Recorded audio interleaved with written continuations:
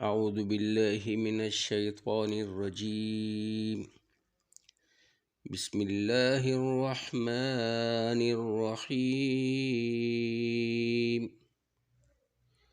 يا أيها الذين آمنوا إذا تداينتم بدين إلى أجل مسمى فاكتبوه، وليكتب بينكم كاتب بالعدل ولا يأب كاتب أن يكتب كما علمه الله فليكتب،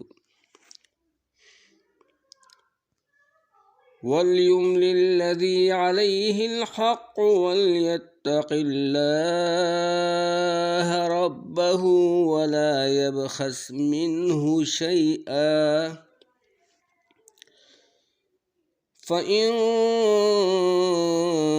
كان الذي عليه الحق سفيها أو ضعيفا أو لا يستطيع أن يمل هو فليملل وليه بالعدل،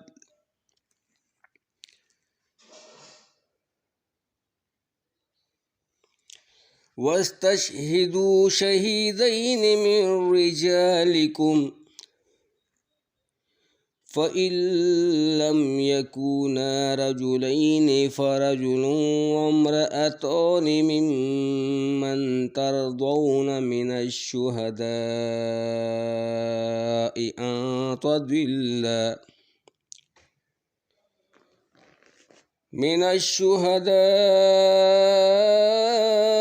أن تضل إحداهما فتذكر إحداهما الأخرى،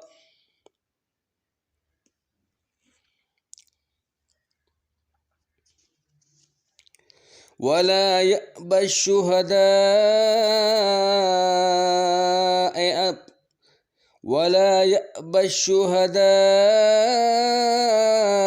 إذا ما دعوا، ولا تسأموا أن تكتبوه صغيرا أو كبيرا إلى أجله، ذلكم أقسط عند الله وأقوم للشهادة وأدنى ألا ترتابوا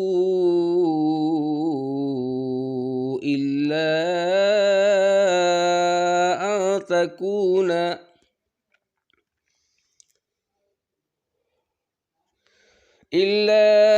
أن تكون تجارة حاضرة تديرونها بينكم فليس عليكم جناح ألا تكتبوها، وإن تفعلوا فإنه فسوق بكم، واتقوا الله ويعلمكم الله والله بكل شيء عليم. وإن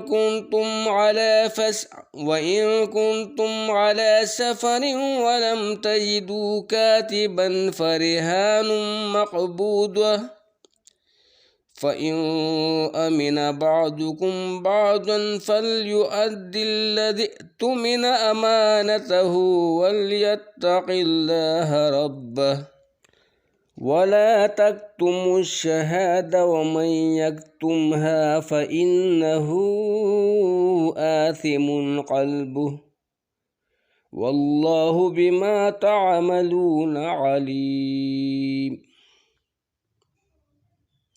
لله ما في السماوات وما في الأرض، وإن تبدوا ما في أنفسكم أو تخفوه يحاسبكم به الله فيغفر لمن يشاء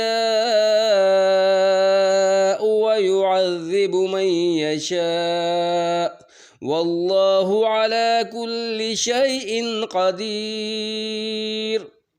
صدق الله العظيم.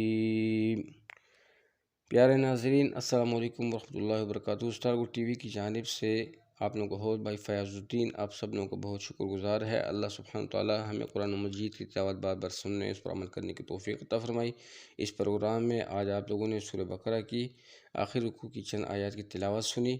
अल्लाह सुब्हानहू व तआला इस तिलावत को हम सब के लिए दोनों जहानों के लिए मुबारक करे और इस कुरान की बरकत से अल्लाह ताला हम सब लोगों की कुरान की मोहब्बत अपनी रज़ा नसीब फरमाए। आमीन सुम्मा आमीन। अस्सलामु अलैकुम वरहमतुल्लाहि वबरकातुहू।